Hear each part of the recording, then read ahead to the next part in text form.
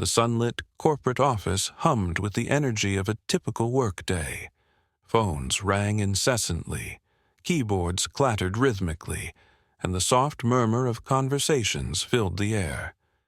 Employees bustled through glass-paneled hallways, clutching files and laptops, their faces a mix of concentration and urgency. In the midst of this controlled chaos, Jordan Taylor, a talented and driven black employee, sat at her desk, focused on the intricate presentation she had been preparing for weeks. This was no ordinary project pitch. It was her chance to present a groundbreaking strategy that could propel the company forward. Jordan believed in her ideas, and her meticulous preparation reflected her determination to make this moment count. Jordan's workspace was a reflection of her character, organized, efficient, and subtly adorned with tokens of her personality. A family photo in a sleek frame sat beside her monitor, while a small plaque on her desk bore a quote that had guided her through countless challenges. "Success is not measured by the heights you achieve, but by the obstacles you overcome to get there." For Jordan, obstacles were nothing new. She had spent her career navigating the unspoken biases and silent judgments that often came her way as a black woman in a predominantly white corporate environment. But instead of letting these challenges deter her, Jordan used them as fuel for her ambition. Today's presentation wasn't just about showcasing her ideas. It was a testament to her resilience and her belief in her own worth. Across the office, in a spacious corner room lined with shelves of awards and framed photographs, sat Richard Wallace, the company's CEO. Tall, imposing, and impeccably dressed, Wallace exuded an air of authority that bordered on intimidation. He was known for his sharp business acumen, but his leadership was often overshadowed by his arrogance and deep-seated prejudices. Wallace prided himself on maintaining what he referred to as the culture of the company, a thinly veiled code for keeping power in the hands of a select few. From his office window, Wallace could see into the open-plan workspace where Jordan and her colleagues sat. He watched as Jordan stood to gather her materials, preparing to head into the conference room for the team meeting. Something about her composure, her quiet confidence and purposeful stride rubbed Wallace the wrong way. He disliked employees who didn't seem eager to fall in line, and Jordan's competence and independence challenged the hierarchy he worked hard to enforce. The meeting began with the usual pleasantries, but it wasn't long before the atmosphere grew tense. Jordan, poised and professional, presented her ideas with clarity and enthusiasm, walking the room through her vision for a new initiative that could increase the company's market reach. Her colleagues nodded along, clearly impressed, and a few even whispered words of approval. But Wallace, seated at the head of the table, leaned back in his chair, his arms crossed and a skeptical expression on his face. As Jordan concluded her presentation, he spoke, his voice laced with condescension. "You've certainly put a lot of thought into this," he said, pausing for effect. "But perhaps you should stick to what you're familiar with. After all, innovation can be ambitious for some." The room fell silent, the weight of Wallace's words hanging heavily in the air. Jordan felt a surge of anger rise within her, but she quickly masked it with a calm exterior. She met Wallace's gaze, refusing to look away. "Thank you for your feedback," she replied, her voice steady but firm. "I believe this initiative aligns perfectly with our goals and has the potential to yield significant results. I'd be happy to address any specific concerns you might have." Wallace's lips curled into a faint smirk. "We'll see," he said dismissively, turning his attention to the next agenda item, as though Jordan's efforts were inconsequential. The meeting continued, but the tension lingered. Jordan's colleagues exchanged uneasy glances, some sympathetic, others apprehensive. Wallace's words were not unfamiliar to them. They had witnessed his veiled insults before, particularly when directed at employees who didn't fit his narrow mold of what success should look like. As the meeting adjourned, Jordan returned to her desk, her mind racing. She knew this wouldn't be the last time Wallace tried to undermine her, but she also knew she couldn't afford to back down. This wasn't just about her career, it was about challenging a culture of exclusion and proving that talent and determination couldn't be silenced. Unbeknownst to Wallace, the seeds of confrontation had been planted. Jordan wasn't one to accept dismissal lightly, and the events of that meeting had set the stage for a conflict that would expose the cracks in the power structure he so fiercely guarded. Jordan Taylor's journey to her current role was nothing short of remarkable. Growing up in a modest household, she was no stranger to hard work or the barriers placed in her path. From a young age, Jordan's intellect and creativity shone brightly. She excelled in school, often outpacing her peers, but even as she climbed the academic ladder, she encountered systemic biases that sought to undermine her potential. Yet, each challenge only fueled her determination. Through scholarships and sheer grit, Jordan graduated from a top-tier university and entered the corporate world with aspirations not just for personal success, but for something larger, a vision of a workplace where merit and innovation mattered more than appearances or background. Over time, her unshakable work ethic and undeniable talent earned her the respect of her colleagues. She became known as a problem solver, someone who could think outside the box and deliver results that propelled the company forward. But Jordan's dreams extended beyond individual achievements.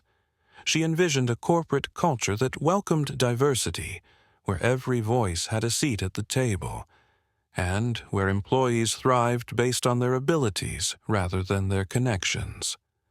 Her passion for inclusivity wasn't just a talking point. It was the driving force behind her work. For Jordan, success meant breaking down barriers, not just for herself, but for those who would follow in her footsteps.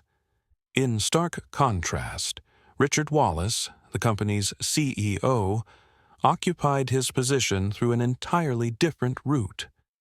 Born into privilege, Richard had inherited the business from his father, who had built the company decades earlier. Richard's leadership style reflected his upbringing, entitlement wrapped in a veneer of professionalism.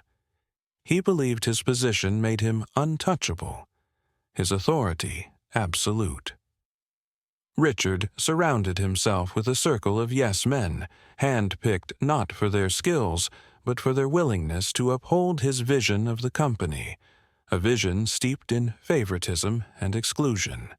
Employees who challenged the status quo, particularly those from marginalized groups, found themselves sidelined. Richard's belief in maintaining the integrity of the company culture was little more than an excuse to keep power consolidated in the hands of those who looked and thought like him. Underneath his polished exterior lay an insecurity he would never admit. The fear that someone like Jordan, with her brilliance and determination, could expose the cracks in his carefully curated world. His dismissive remarks and subtle digs weren't just about asserting dominance. They were a defense mechanism, a way to maintain control in the face of someone whose talent and vision threatened to outshine his own. Despite these dynamics, Jordan remained steadfast. She had faced far greater challenges in her life, and refused to let Richard's prejudices derail her mission. But their contrasting paths and values were on a collision course, setting the stage for a confrontation that would challenge the very foundation of the company's culture. The boardroom was electric with anticipation as Jordan Taylor stood at the head of the long, polished table, Her presentation was poised to introduce a groundbreaking initiative, a strategy she had spent months refining. The innovative plan aimed to streamline the company's operations while opening doors to new, untapped markets. Her confidence was palpable as she began, weaving together a compelling narrative supported by thorough research and actionable steps. As the presentation unfolded, the board members leaned forward, visibly engaged. Heads nodded in agreement and murmurs of approval rippled across the room. Jordan's clear articulation and strategic foresight painted a vision of the company's future that was as ambitious as it was achievable. It was a moment of triumph, the culmination of her hard work and dedication. But not everyone in the room shared the enthusiasm. Richard Wallace, seated at the head of the table with an air of authority, watched her with a cold, calculating gaze. As the CEO, he was used to commanding the spotlight, and Jordan's confident presentation felt to him like an encroachment on his territory. He tapped a pen against the table, his expression growing darker with each passing moment. When Jordan concluded her pitch, the room erupted into applause. "Brilliant," one board member remarked. "This could be a game-changer for us." Jordan's heart swelled with pride. But before she could savor the moment, Richard cleared his throat, silencing the room. "Let's not get ahead of ourselves," he said, his tone sharp. "Jordan, while your presentation was thorough, it's clear you lack the perspective to understand the broader implications of a plan like this." The room fell silent, the supportive energy evaporating in an instant. Jordan met Richard's gaze, refusing to back down. "With respect, Mr. Wallace, I've outlined the data and addressed the risks in detail. If there are specific concerns, I'd be happy to discuss them." Richard leaned back in his chair, a smirk tugging at the corner of his mouth.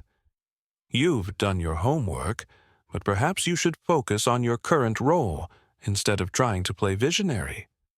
Know your place, Jordan." The veiled insult hung in the air, its meaning unmistakable. A few board members exchanged uneasy glances, but no one spoke up. Jordan felt the sting of his words, but she refused to let them diminish her. "My place," she said calmly, "is contributing to the success of this company, just as everyone in this room is tasked to do." Richard's smirk faded, replaced by a flash of anger. "Enough," he snapped. "I won't tolerate insubordination in my company." Jordan stood her ground. Insubordination? For presenting an idea that has the potential to transform this business? Richard's face reddened. "You're fired," he said, his voice cutting through the stunned silence. "Clear out your desk and leave." The room froze. Jordan looked around, seeing shock and discomfort etched on her colleagues' faces. She straightened her shoulders, her dignity intact. "I'll leave," she said, her voice steady. "But this isn't the end of the conversation."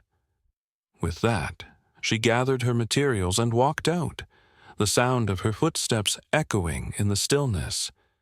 The boardroom remained silent, the weight of what had just happened sinking in. Jordan's exit wasn't just a departure, it was a statement. And it left the company's leadership grappling with the consequences of their CEO's unchecked arrogance. By the next morning, the news had spread like wildfire through the corporate world. Employees woke up to headlines and whispers about Jordan Taylor, the employee dismissed so harshly the day before, being far more than anyone had realized. It turned out Jordan wasn't just a high-performing team member. He was the silent co-owner of the very company Richard Wallace claimed to control. Unbeknownst to most, Jordan had recently acquired a significant stake in the business. Through a strategic partnership with investors and a carefully orchestrated deal, he had secured a majority interest. The partnership had been finalized quietly, and Jordan had opted to keep his new position under wraps, intending to better understand the company's culture from the inside. Yesterday's events, however, had forced his hand. At the break of dawn, Jordan arrived at the office. This time, he wasn't wearing the modest professional attire of an employee. He stepped out of his car in a tailored suit that radiated authority. As he walked into the building, heads turned and hushed conversations followed him down the hallways. He entered the office with the confidence of a man who no longer had to prove his worth to anyone. The staff gathered in the conference room for an emergency meeting, buzzing with confusion. The air was thick with anticipation, as they speculated about why they'd been called. Richard Wallace strode in, exuding his usual arrogance, but his composure faltered when he saw Jordan standing at the head of the room. "Jordan?" Wallace sneered, trying to mask his unease. "What are you doing here? You no longer work for this company." Jordan met his gaze, calm and unyielding. "That's where you're mistaken, Richard," he said, his voice carrying the weight of authority. "You see, while you were busy dismissing me, I was busy finalizing my position as the company's majority stakeholder. Effective immediately, I'm stepping into the role of acting CEO." The room fell silent, the weight of Jordan's words hitting like a thunderclap. Richard's face turned pale, his confidence crumbling. "This is a joke, right?" he stammered, his voice lacking its usual bite. Jordan didn't flinch. "Not at all. The papers were filed weeks ago, and as of this morning I hold the majority share of this company. You're free to verify it, but I assure you, the board is already aware." The staff exchanged stunned glances, their respect for Jordan growing as the implications of his words sank in. Meanwhile, Richard scrambled to regain control, but his bluster rang hollow. "You can't just—" "I can," Jordan interrupted, his voice firm. "And I have. Now, if you'll excuse me, we have a company to run, a company that deserves better leadership." The power dynamic in the room had shifted irreversibly. Richard, once untouchable, was now rendered powerless, while Jordan stood as a symbol of resilience and justice. The staff erupted into applause, signaling their support for the new direction the company was about to take. The boardroom was packed, the tension palpable, as Jordan Taylor, now acting CEO, prepared to address the leadership team. The very room where he had been humiliated just a day earlier now served as the stage for a pivotal moment in the company's history. The table was surrounded by board members, executives, and key staff, all awaiting Jordan's first statement as the new leader. At the far end sat Richard Wallace, his once dominant demeanor replaced by a nervous silence. Jordan stood at the head of the table, his calm confidence commanding the room. He began by acknowledging the company's history and successes, but quickly shifted focus to the changes that needed to be made. "Yesterday's events," he said, his voice steady, highlighted a culture that undermines our core values. "Discrimination and exclusion have no place here. As your new CEO, I am committed to building a company that values inclusivity, innovation, and accountability." The room was silent, save for the sound of pens scratching as board members took notes. Jordan's words carried weight, not only because of his new role, but because of the truth they revealed. He outlined his vision for the company: initiatives to foster diversity at all levels, transparency in hiring and promotion practices, and zero tolerance for discriminatory behavior. Talent and hard work, he emphasized, will be the only measures of success in this organization. Turning to Richard Wallace, Jordan addressed the elephant in the room. "As a leader, your responsibility is to inspire and elevate those around you. Unfortunately, Your actions have done the opposite. Your conduct yesterday was not only unacceptable, but emblematic of a deeper issue within our culture. Effective immediately, you are removed from your position as CEO and from any operational role within this company. A collective gasp rippled through the room. Richard attempted to protest, his voice rising in indignation. "You can't do this. I built this company," he sputtered. Jordan met his gaze unwavering. This company was built by the collective efforts of its employees who deserve respect and opportunity, not dismissal and bias. The board has already reviewed and approved this decision. It's final. Richard slumped in his chair, defeated. The message was clear. No one was above accountability. With the former CEO removed, Jordan shifted his focus to the team.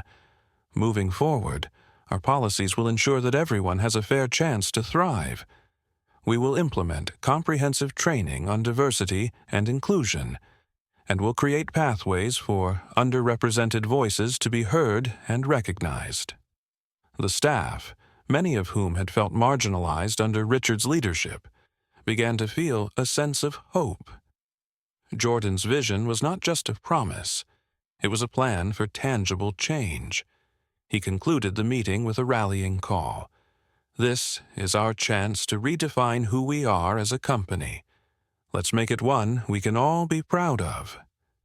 As the team left the boardroom, there was a renewed energy in the air.